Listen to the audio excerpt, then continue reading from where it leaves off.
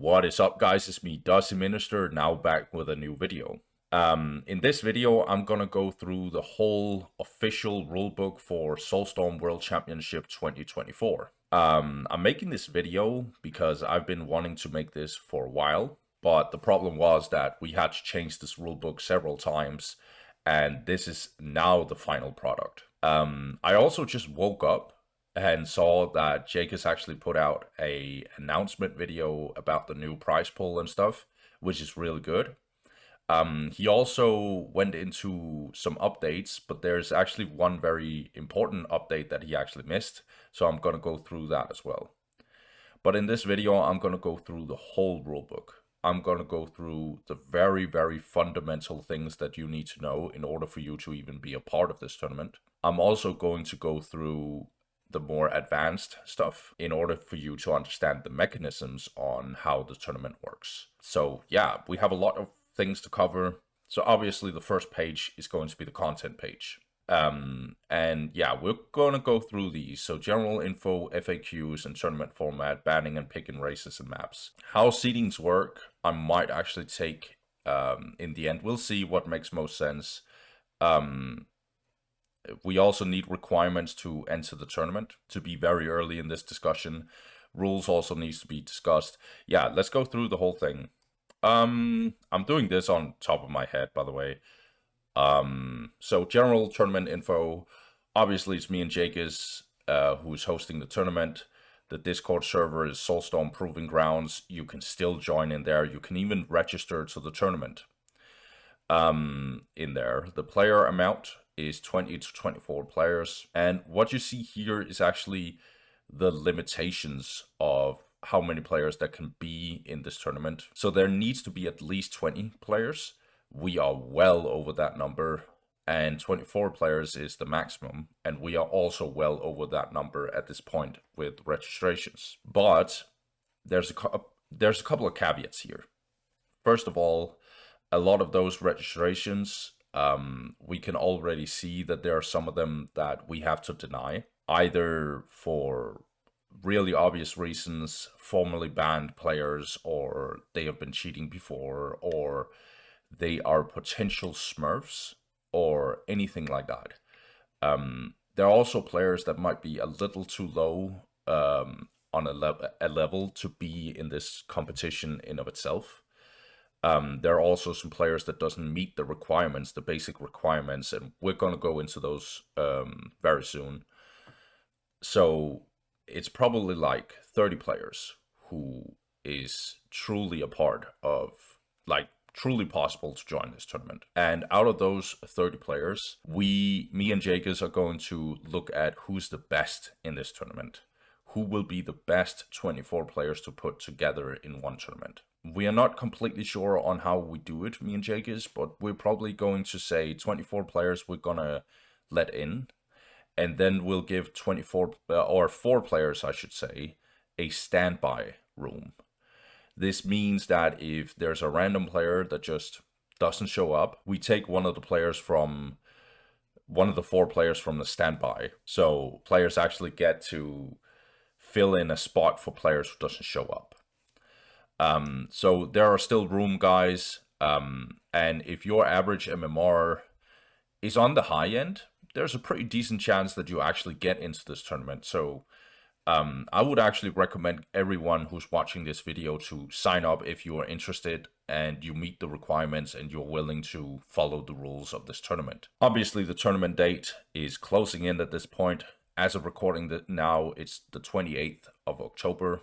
So the tournament date is pretty much around the corner. It's November the 2nd, 2024. The mod is vanilla. So I'm sorry to all you guys who really wanted a different mod, but it is vanilla. It's the most popular mod. It's what most people are playing. And this is what we are starting out with in our first tournament, me and Chicas. So here's some timestamps, and this is actually a crucial change for very specific countries in the world. Before, we actually wrote GMT as a time indicator. So here you can see the starting time for like around the world. What time will it be? And I changed it to UTC. And why is that?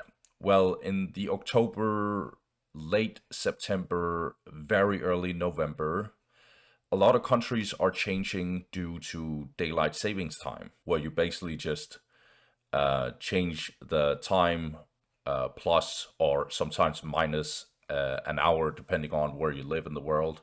So you basically just change your time.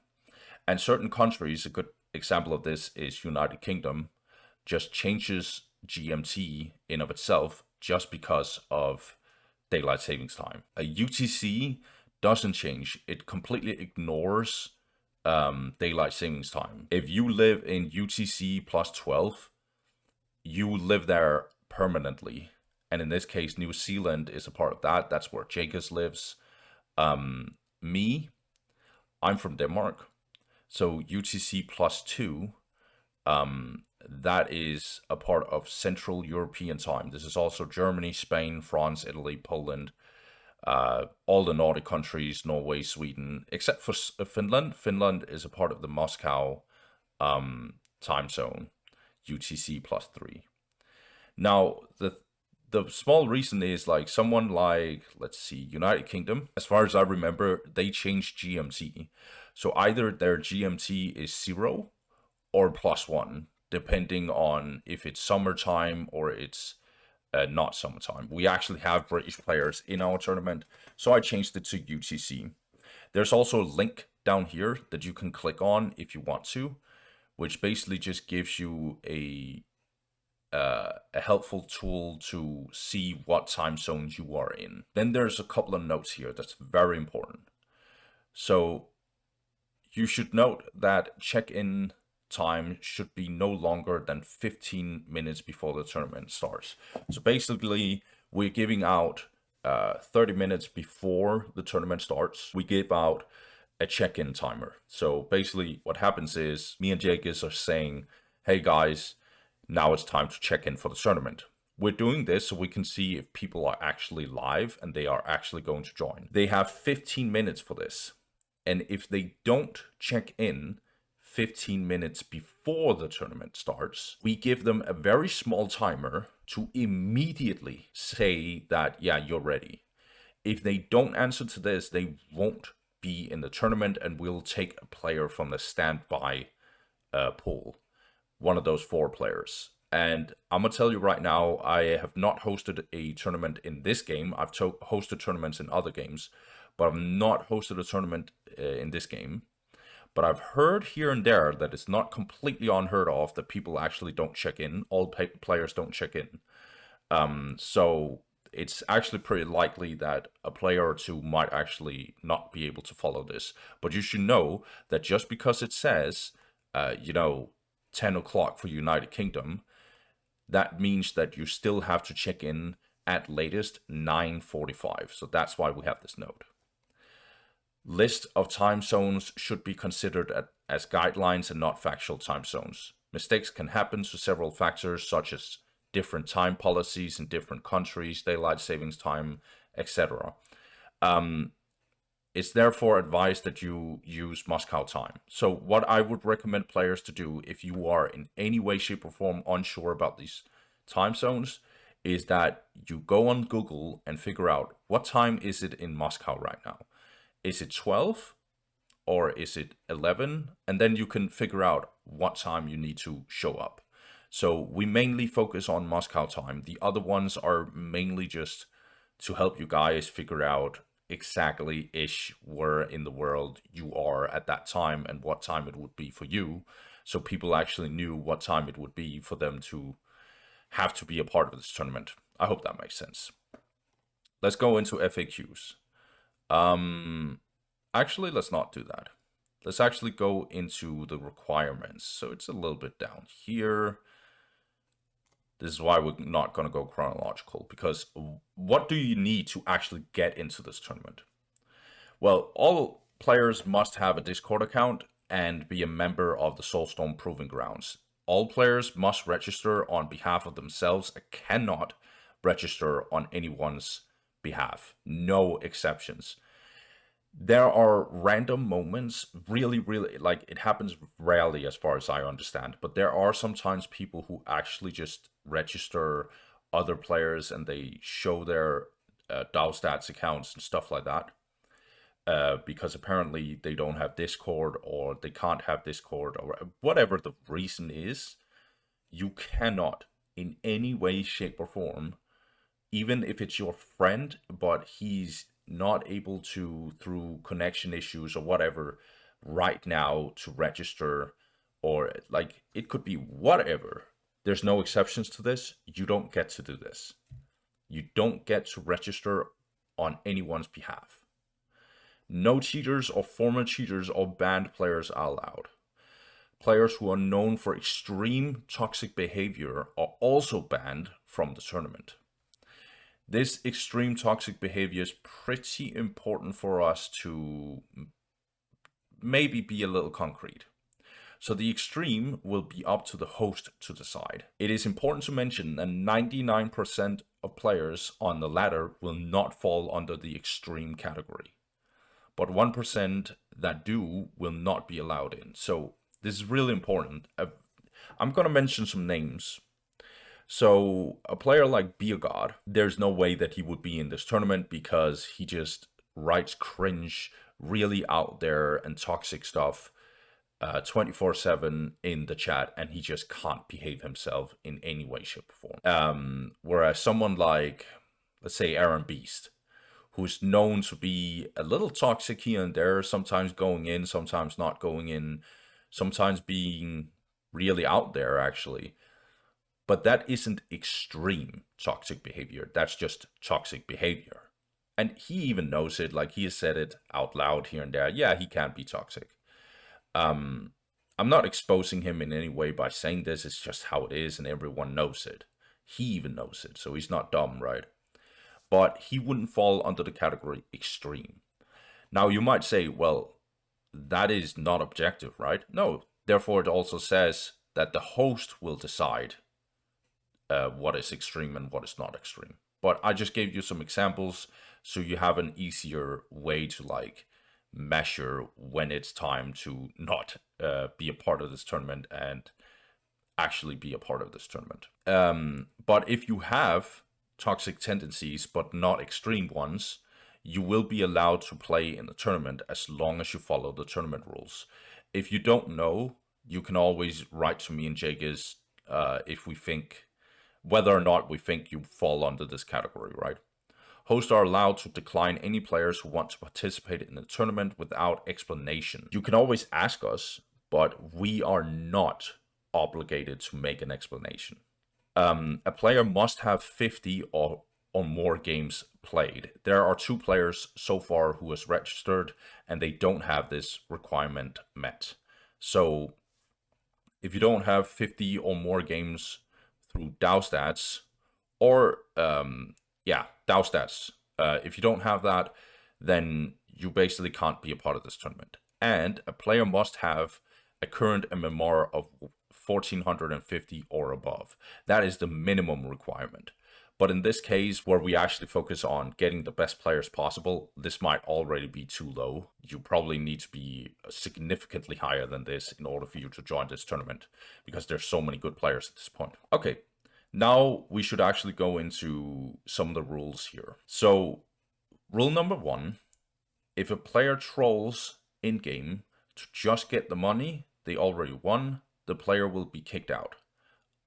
I actually made a more specific way to look at this, because trolling is very, very broad. So levels of trolling, there's levels to this, right? Mistakes or just kind of bad play is allowed. So if we can pretty much tell, and I've watched a lot of replays, you can tell when someone is like, just doing something really bad and the player actually low-key knows it. That's okay. That's completely okay. Or you made some kind of wonky strategy that you knew was probably going to go wrong, but if it paid off, it would have been a big payoff. And it went wrong, well, that's also allowed, right? And then there is the other side of that equation, which is hard trolling, which is where you can just tell this player just went 6 guardsmen and rushed the enemy base, and yeah, that's trolling. I'm sorry, but that's trolling. Unless it randomly makes sense and there's some strategy out there that I've never seen in my life. But that's trolling. And then soft trolling, which is the less obvious one. The reason why this one is in here is because there's a lot of money on the line. And if you just want to be in a game right now, say that you reached all the way to the quarterfinals, you just earned $40, right? But you know this guy will beat you easily. And we can tell you're not even putting up a fight. You're not even trying. You're not even like, we can tell you don't even like you just want this to end quickly. If we can tell, and again, this is less obvious. This is not obvious. If me and Jaggers are watching a replay and we're like, this guy is probably trolling, but we're not sure, then we probably wouldn't say that you're trolling, because we need like, it needs to be pretty obvious. But we will not allow it in very rare cases where we can tell a player is significantly, we are saying significantly, like really, really obviously playing bad, and it looks very, very conscious. That's the moment where we will actually kick in and say, okay, we kick you from the tournament. And that actually has big consequences due to you don't get the money if you soft troll. So trolling is not allowed. Soft or hard trolling is not allowed. Toxic behavior, this is very obvious. Toxic or disrespectful chatting / behavior is not accepted in any way, even if you are retaliating against such. So this is very important. Just because someone is disrespectful to you in chat, you don't answer back and say, yeah, that was justified, bro. No, it's not. Shut the fuck up. Don't answer him. Okay? Depending on the degree of the behavior, the host will either give a serious warning or the player will be kicked out of the tournament. So if someone is mocking you, don't answer him. It's so stupid. Just don't do it. If someone is mocking you, just write to us and we'll probably kick the player, right? So don't worry about it. You're just going to be like, well, that's an easy win for me then, right? Obviously, depending on the degree of the behavior, but still. Connection issues. This is a little bit of a controversial one. We have had some few players talk about these things here on some of the rules that's happening here. So if a player is disconnected in the first 45 seconds of the game may be restarted. If this repeats, however, the disconnected player will be given a loss.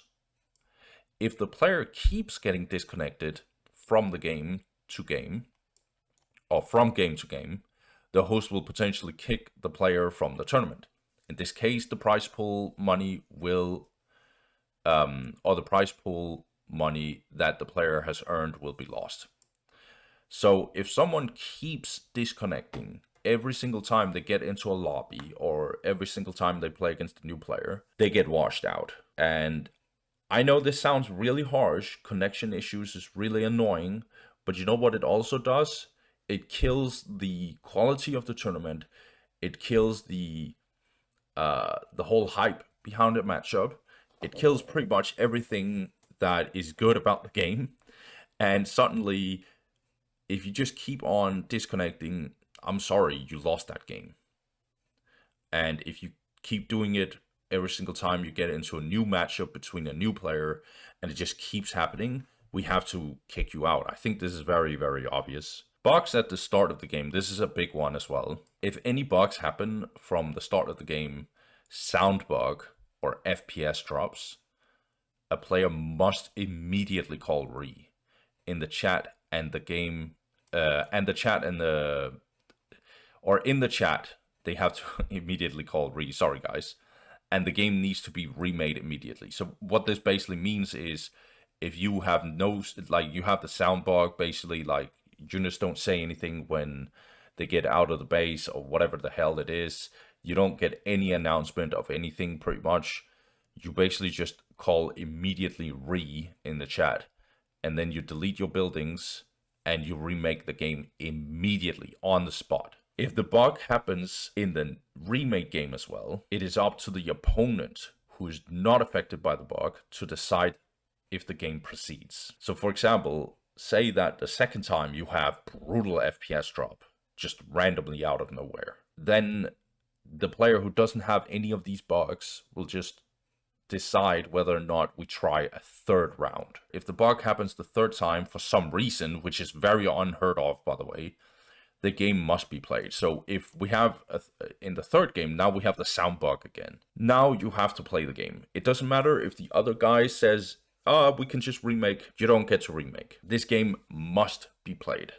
And by the way, if you guys choose to take a fourth game randomly, yeah, both players gets punished if you don't follow this rule. AFK and lobby stalling. This doesn't happen most of the time, but it happens sometimes. So we have this rule as well. If a player is AFK in a lobby or stalls a lobby for more than 10 minutes, the player will be kicked from the tournament. You can write to the tournament host, and we may decide to give you a few more minutes if something in real life happened. However, this is not a guarantee. So, don't abuse this in any way, shape, or form. Note, if you consistently stall in every lobby, 10 minutes will not be the limit. And you will be given a warning by the host. If this is ignored, you will be kicked from the tournament. This happens in very rare cases, but we are having this rule because we want to make sure that people don't step over this either. Everything else is very self-explanatory, I feel like. Rule 6, submitting game results. This is pretty important, I will say. This is pretty much like if this rule doesn't get followed, the whole tournament will be very, very messy. So when a series or a match is over, the winner of the match/series must immediately put the replays on Discord. We have a Discord room, which is called obviously, replays and reports channel, and write the following. So basically, every single time you won a series or a match, depending on the situation, you need to put in the replays and write the following. Score between the two players and your opponent's name. That's it. It is important. So for example, let's say 2-1 versus Jakazard. So if someone played against Jakazard, 2-1. That's what you write down. And then you link in the 3 games that apparently happened with.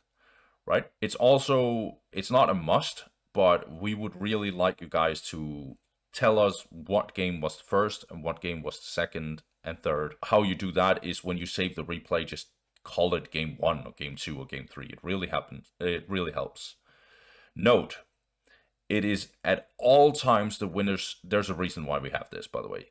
It is at all times the winner's responsibility to save the replay. So if the replay was not saved and it does not appear on DAO stats, then the host will decide if the game will be remade potentially, and potentially how. A host may kick a player if they keep repeating the same pattern. So if you win a game, just save it, guys. Just save the replay. Because there are very rare cases as well, but it does happen that some players say, the replay got lost, what do we do? Well, you made a mistake then. You have to save that replay. So when you also have this situation, and this is to avoid certain, sussy things. So for example, additionally, if both players agree on the winner of the game, but there is no replay, this agreement will be ignored. So say, for example, a game was lost by one player and the winner says, hey, I won that game. And then the loser says, yeah, I agree. Then me and Jacobs will ask, okay, how? Where is the replay? Oh, yeah, it got lost. None of us saved it and it's not on DAO stats, but he really won. We don't care about that. So the host must have proof of the game. Otherwise, the game never happened. We basically just ignore it. So you either have to replay it or whatever it is. Me and Jacobs will probably decide that. But I'm going to tell you right now, don't do any of that. Just show us all your replays. Save them, guys. Especially if you won the game, save the replay. And yes, the winner will be the one who gets blamed. Because we need to put responsibility on someone, and it is the winner. So there you go. Bug abuse. This one is obviously really, really important. Bug abuse is strictly prohibited. with the exception of building pathing. So a lot of people actually like were a little bit in disagreement. I think he made a poll, and at some point it was a 60-40 on that building pathing was actually okay. But there's a big chunk of people who doesn't agree with this. So basically what building pathing is that you basically just put a turret in front of an enemy army if you want to block them a little bit. That's fine. We actually accept that. So building pathing is okay, but normal pathing is not okay. And there is a whole list that we can go through maybe later on in this video. I don't think we'll do, but we'll see. But bug abuse is strictly prohibited with exceptions of building pathing, which is not a bug in our eyes, but still, and will be met with zero tolerance. So if you bug abuse, you are like, chances are you are probably you're either getting a loss or potentially getting kicked out of the tournament. There's no way in hell that we see anyone bug abuse. Mistakes can happen, for example, if you clearly accidentally path your opponent. So sometimes it happens that, someone, pressed speed boost on a war truck, and suddenly around the corner there was an army. Oh, I drove into them. It's really hard to control this truck. What you have to do in that case is you have to mitigate that. So let's go into this. So if you accidentally path your opponent, however, you will rarely be given a pass for it, and most likely will be given an automatic loss of the match. If you clearly made an accident and tried to mitigate the bug impact on the game, for example, driving away and ceasing fire on stunned units, like not shooting them, not doing any damage, you are much more likely to be given a pass by the host. For more details on what is and what isn't bug abuse, there is a document uploaded in Discord. So in the same room where you can find this rulebook, there is a bug. There's a bug list. If you keep on doing bug abuse, you are potentially getting completely kicked out of the tournament. There are certain bugs where we just know if someone abuses it, you get kicked. But there will also be certain bug abuses where you just be given a loss. So if you path your opponent and you're not ceasing fire or whatever it is, you are be giving a loss. If you bug abuse in other cases, that's really out there, and like we know that this guy didn't make this by accident, you'll probably be kicked from the whole tournament. So bug abuse, zero tolerance. Reporting foul play. This is actually low-key important. So if you as a player see any foul play, bug abuse, or toxic behavior from another player, it is your responsibility to immediately after the game ends write to either one of the hosts, or you can go on Discord and just put in replays and reports. There's a room that's called that, where you also put your replays in general, right? Therefore, if a player gets bug abused in game 1, but chooses not to report it, and only does it after the entire series is over, that report will be ignored. So say you play a best of 3, and game 1, some guy is bug abusing or really toxic, but you ignore it, you don't even tell, and then second game you lose as well, you lost the whole best of 3, and then you write to me and Jake is, hey, this guy in the first game did this to me. No, then we don't care about it. Apparently you didn't tell us, then we don't care about it. Giving a rough timestamps of the incident will be very helpful in the host review. Rule 9, observers. So observers for a game are allowed, but only if both players playing the game agree to this. Observers should be mindful about talking in-game, as whatever they say will appear in replays and on the cast. So we urge you to be respectful as possible and not engage in chatting at all, actually. Hosts are allowed to observe with no exceptions if they request to observe. So me and Jake we can join any game if we want to observe that game. The reason why we have this is if observers, if 2 players randomly chooses to not have players to watch their games, that is allowed. You are allowed to say to other players, you don't get to see my games. That's okay. We actually put our individual players first. That's fine for me. And that's why we have this rule. But obviously, the players who's playing the game have to say to the observers, "I don't want the observers to watch my games." So it needs to be consent from both players who's playing the game. They are the ones who decide whether or not this game gets to be observed. Streaming permission and requirements. This is important for players who want to, stream this tournament. If you are not a part of the tournament, being a player participating in the tournament or a host, you need permission to stream the tournament. So the only one who actually truly can go in and observe a game are actually players that play the tournament or who is registered as streamers. So you need permission to stream the tournament. To get permission, you can write to Dusty Minister and Jagus. Permission is usually given. For streaming, the rules for observing apply. This means that both players playing a game in the tournament needs to allow streamers to stream the game. If, for whatever reason, one of the players do not give consent to you streaming the game, you are not allowed to stream it. So players, they come first. Everything they say is the most important thing. Streamers and outside observers, you guys come second. That is what it is. When you are a part of me and Jagus' tournament, the players come first. Okay? And the only one who can overrule players in this case is obviously me and Jagus. But even me and Jagus has rules in this case for ourselves. So for streaming, the rules for observing applied. I already talked about that. Host will not be allowed to stream the game either if consent has not been given, but they may observe at any time. So even here, me and Jagus are actually not allowed to stream the game live. That's a rule for me and Jagus.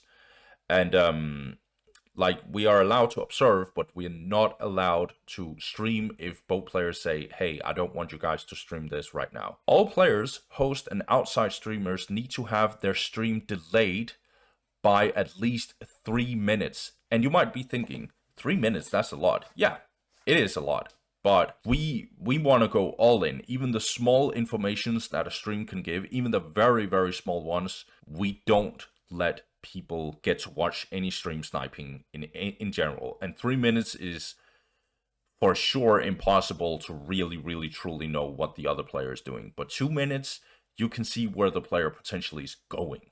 So just 3 minutes is at least the delay. And we don't care if you are a player, if you are a host, if you are a streamer, you need to have delay on 3 minutes. And we will actually make sure that players are doing this. Okay? It's really important. If you are an outside streamer, you need to link Dusty Minister and Jagus' channels in the description of your stream.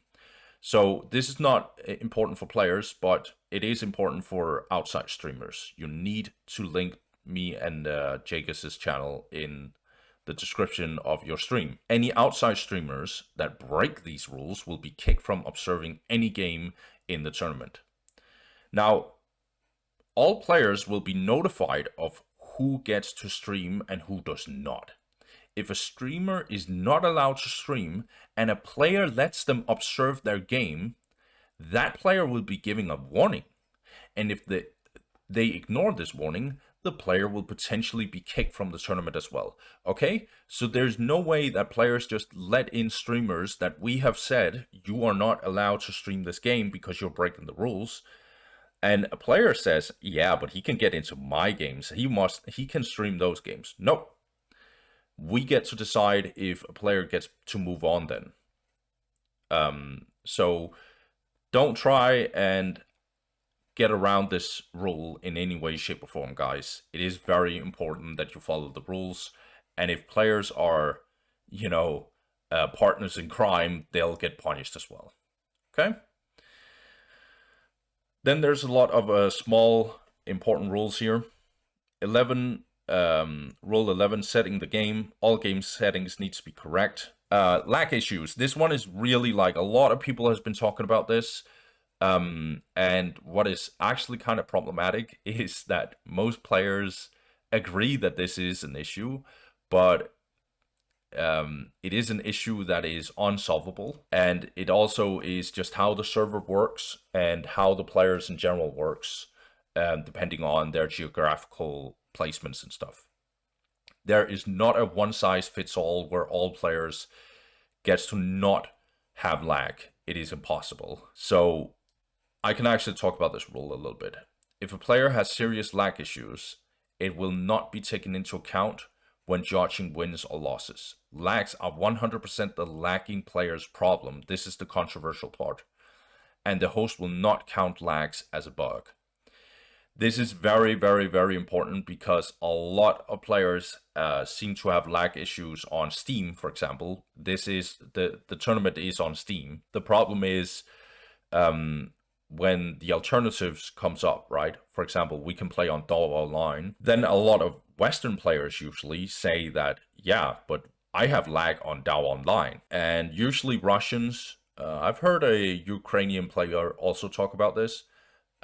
They have big lags on Steam, and it is what it is. We can't really make sure that all gets happy, and therefore we just say it is what it is. We can't mitigate if someone has lag issues. I would love Relic to be active and we could just make a call and say, hey bro, we are having a tournament here. Can you guys actually just bump up, your systems a little bit just for this day? But we just can't. This is the controversial part, but it is what it is.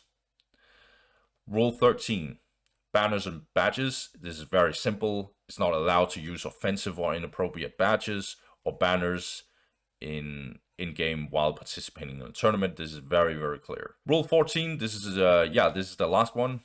If you play, you stream. This is the updated version. Jake has already went into this, but I don't want to talk about how this rule works too much. I can probably go over it actually.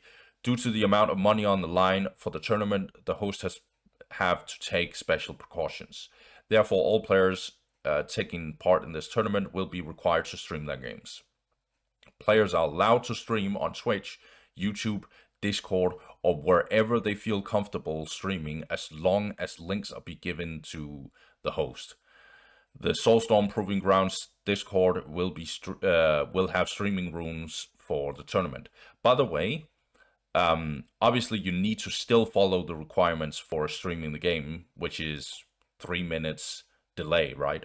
Just remember that one. Note, to be able to stream on YouTube, you must first make a request, which may take up to 24 hours. This is if you want to stream on YouTube, and the host will be dropping into each room/stream for a quick regular check. Therefore, if you stream on Discord, you will be advised to disable the bleep. There's a little guide here. But why do we have this? Well, it already says it, right? There's so much money on the line. And me and Jacobs was actually really shocked by how many players apparently still map hack and apparently still abuse the rules by, map hacking just in general. This is obviously not allowed. But we can't control if players are doing this. And the only way we can do that is actually by watching a stream. That is the only way we can make sure that players are not cheating in that regard. But yeah, map hacks are very, very relevant, still in high play for some reason. And when there's so much money on the line, we want to make this rule. It is what it is. So yeah, if you can't do this, I'm sorry, but you can't be in this tournament. That's it. So now you know the rules, you know the requirements, you know when and where it's going to happen. Now let's talk about the tournament format. And this one is now we're more into the advanced stuff. So the tournament format goes like this. The format is a classic 2-staged tournament, with stage 1 being group stage, which is in best of ones, and stage 2 is a double elimination bracket. In the group stage, players will be seeded into 4 groups of 6 players.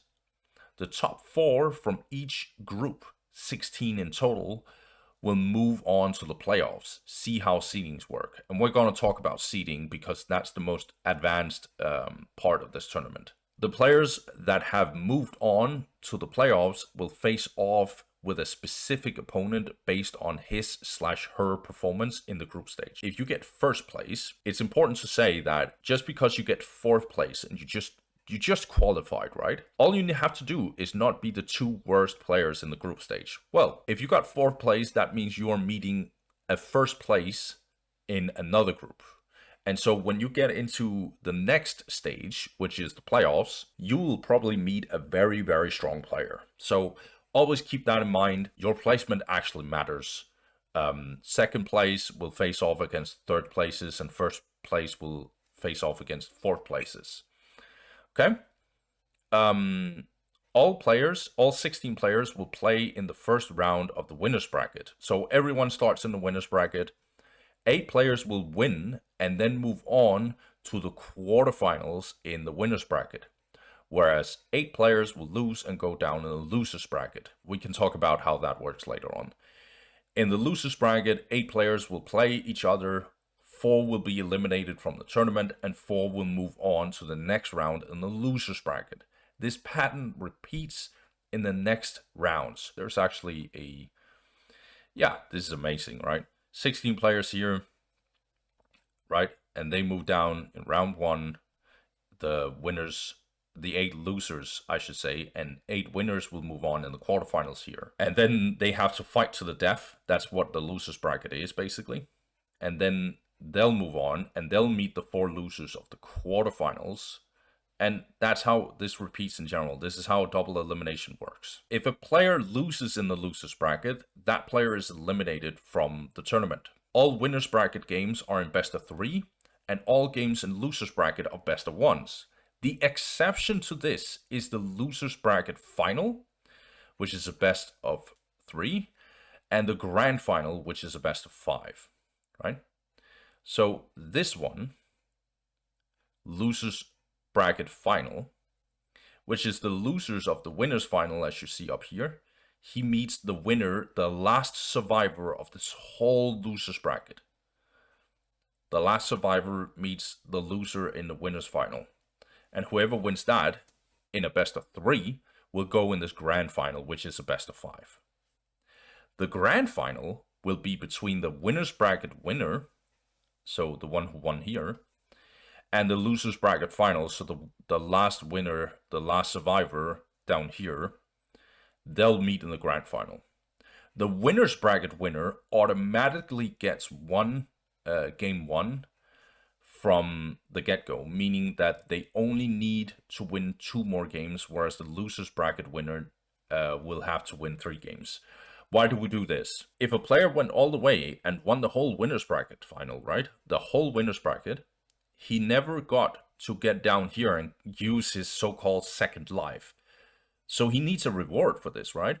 Well, he gets an extra game over here. And he needs to do less in this grand final. A bit less, actually, but it potentially is big. A bit less in order for him to actually, win the grand final. Whereas if you went down here and you got an extra life, you have to work harder to win the whole thing. So that is the format. There is a group stage, and they are seeded, and I can go into that later. Let's talk about banning and picking races and maps. So I think me and Jake is actually on stream. Yeah, we showed this. We showed the ban phase. Basically what it is you get a cross-pick link. When you pick a race and banning maps just in general, it goes kind of like this. So race. Before the tournament begins, every player must pick 2 races that they want to play. Main race and secondary race. Every player must also choose a race that they refuse to play against for the whole tournament, banning a race. When in a series, best of 3 or best of 5, you can only change race once. So, for example, you may decide to pick Orcs as your main race. If you decide to switch to Necrons in the next game, you may do so, but you will not be allowed to switch back to Orcs for the rest of the series. Maps. So this is how it works. Whenever you face an opponent, you will have to go to crosspick.ru. A link will be given to you. I already explained that. Here you will do the following with your opponent. So one player bans a map. So basically, when you guys go into a lobby together, right? You know who you're going up against. So now it's time on this cross-pick thing. One player bans a map, and then the other player bans a map until there's only 3 maps left. 5 if it's a best of 1, or best of 5 I should say, and 1 if it's a best of 1. Okay? So let's say it's a best of 3. Let's just keep that pattern. Until there's only 3 maps left. Then players will write down the maps that are not banned yet, in the lobby. So you guys are in the lobby right now. After you just did this whole pick and ban phase, there's 3 maps left. Let's say Blood River and Quest Triumph and Shrine of Excellion is left. That sounds like interesting, but yeah. Let's say that's the 3 maps that was not banned in the cross pick. Then the player write down a ban each in the lobby to decide the first map, which is called the decider map, right? So say, for example, I play against Jageis, and he's like, I don't want to play on Blood River. And I say, okay, but I don't want to play on Quest Triumph. Then we both now know what the decider map is, and we have to play Shrine of Excellion now. The player that lost the first map, say for example it's me, I lost the first map. Now I get to choose a map from the last 2 unbanned. So now I get to choose, do I want to play Blood River or do I get to play Shrine of Excellion? And if it goes to a 3rd game, the last game will be on the last map that has not been played yet. So say, for example, I choose, now I want to play Blood River. And let's say I win. Okay, now it's down to the last game. But you can't just choose a random map now. Now you both have to choose Quest Triumph. You have to end on Quest Triumph. So that's how this pick and ban map works. Okay, now let's actually talk about how seeding works. All players who sign up for the tournament, and actually gets accepted to the tournament, I should add, will be seeded. In practice, this means that the tournament host will rank the players based on 3 factors. Their current MMR based on DAO stats, historic MMR based on DAO stats, and historic performance in tournaments recently is more important than all tournaments. And me and Jageis at this point have a very, very long list of tournaments, and not Jageis because he's too lazy, but me, I've been going through the whole list, and I kind of know some of the historical performances there are from a lot of players, and we go all the way 3 years back. So all the way from January the 1st, 2021. So that's how far we go back. But obviously the recent tournaments are more important than, old school tournaments. So historic MMR and their current MMR is a little bit more important than tournament performances.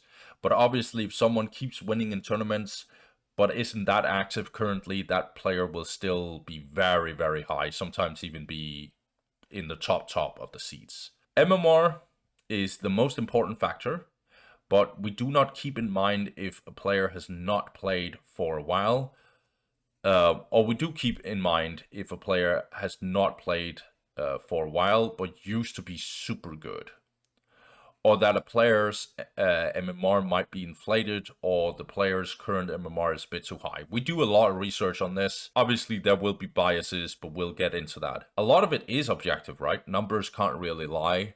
But obviously historical performances and all of that is really, really important. And we always have caveats because the numbers could low-key be misleading. Based on this ranking, players will be put into 6 seeds. Top 1 to 4 will be seed 1.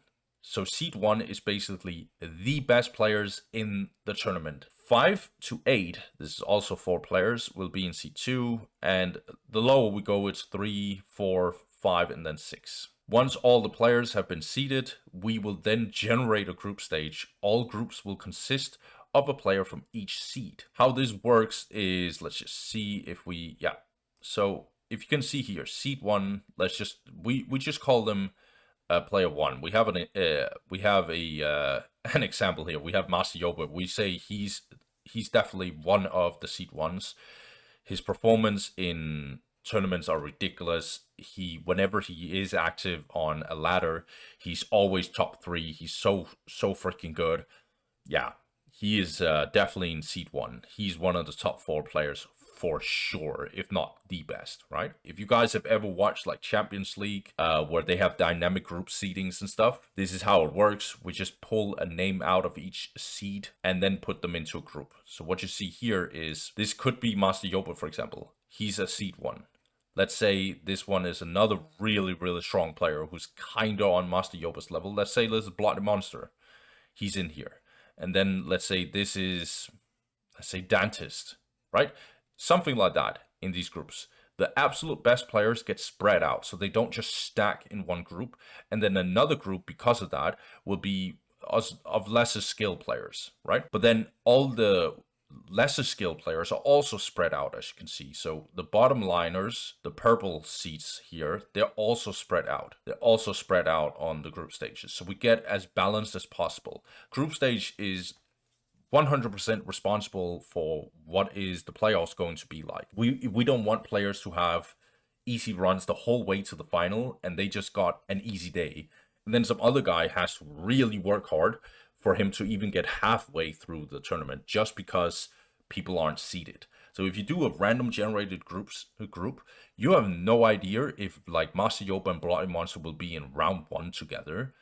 And then some other guy will just have to meet, you know, an easy opponent, and he's not that skilled himself, but then Bloody Monster gets eliminated just because he met, you know, another really, really, really strong player, but then Master Yoba is going to have to play against a kind of weak opponent. That's how seeding works on a more philosophical, super oversimplified way. But seeding is basically to avoid one-sided games and a very, very unbalanced tournament experience for players. That's how seeding works. Map pool. Okay, I actually want to talk a little bit about the map pool.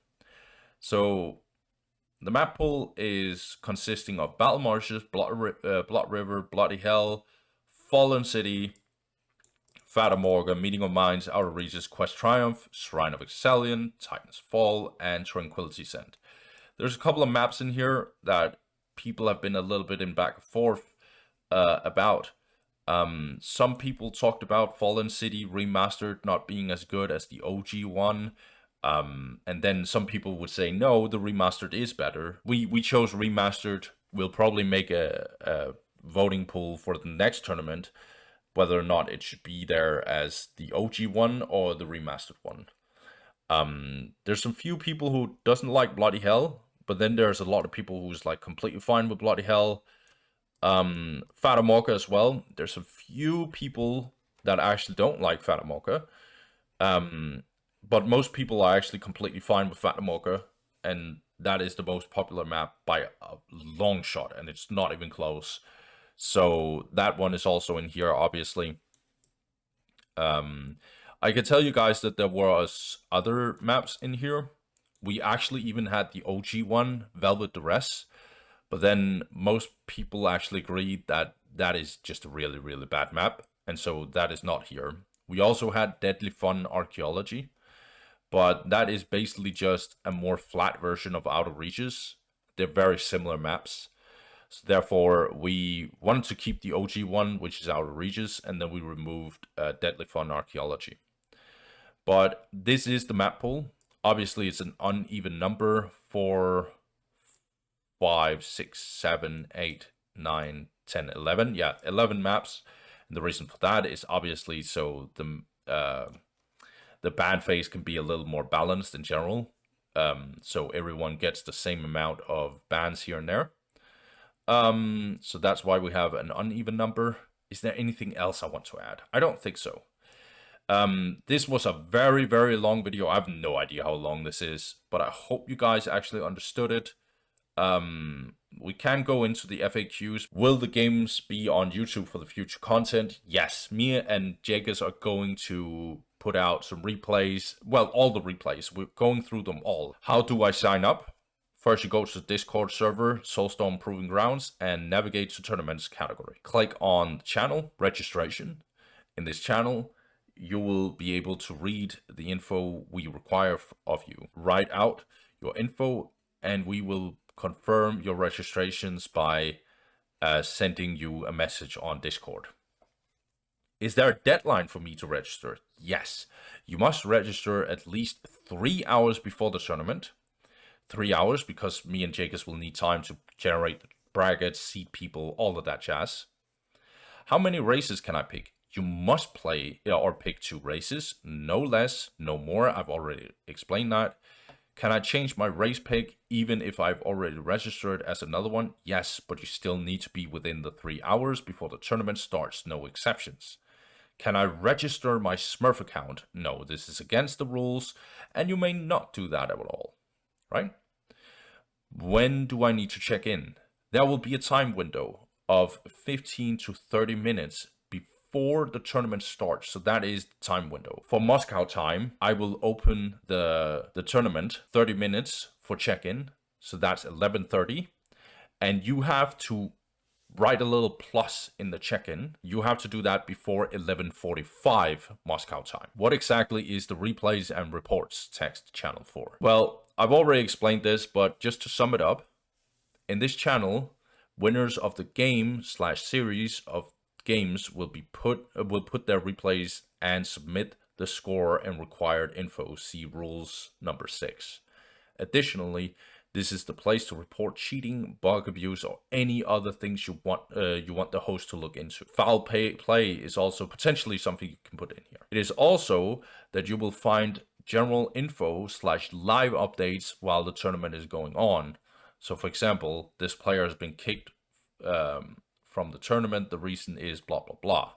This is live info that you guys potentially need in order for you to actually see what's going on if you are a part of this tournament, right? To avoid confusion. So that is what this replays and reports text are for.